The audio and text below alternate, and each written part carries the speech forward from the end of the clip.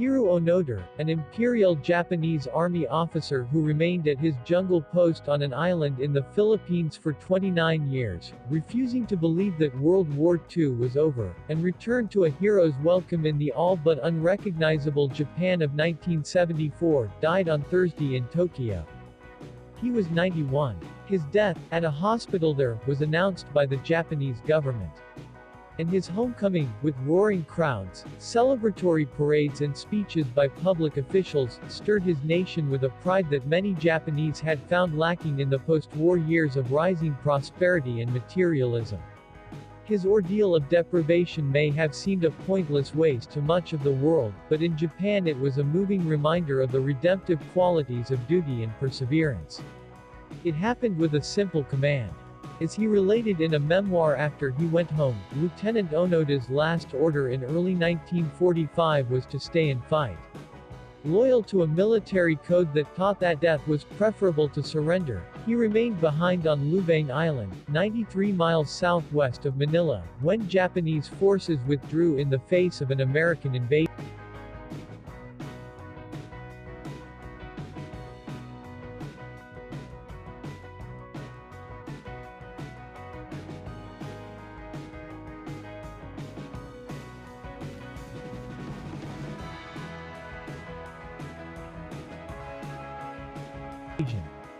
After Japan surrendered, that September thousands of Japanese soldiers were scattered across China, Southeast Asia and the Western Pacific. Many stragglers were captured or went home, while hundreds went into hiding rather than surrender or commit suicide.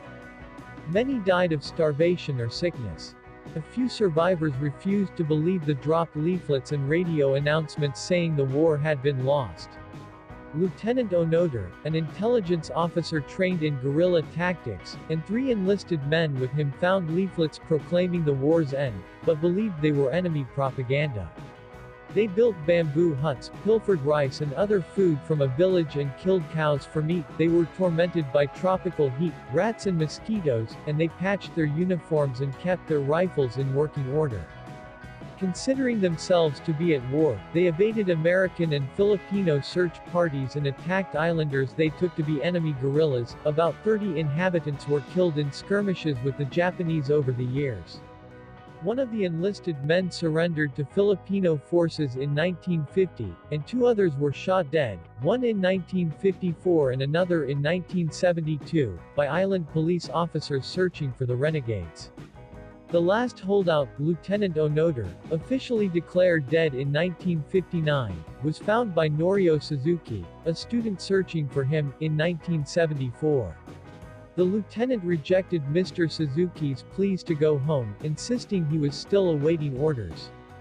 Mr. Suzuki returned with photographs, and the Japanese government sent a delegation, including the lieutenant's brother and his former commander, to relieve him of duty formally. "I am sorry I have disturbed you for so long a time," Lieutenant Onoda told his brother, Toshiro.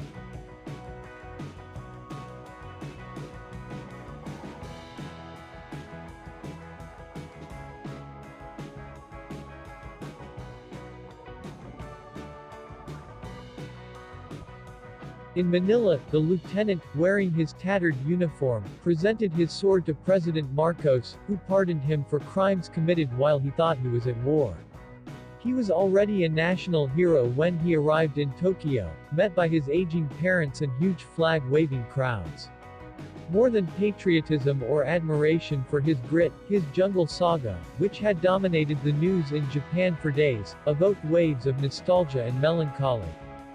The 52-year-old soldier, a ghost from the past in a new blue suit, close-cropped military haircut and wispy mustache and chin whiskers, spoke earnestly of duty, and seemed to personify a devotion to traditional values that many Japanese thought had been lost. "I was fortunate that I could devote myself to my duty in my young and vigorous years," he said.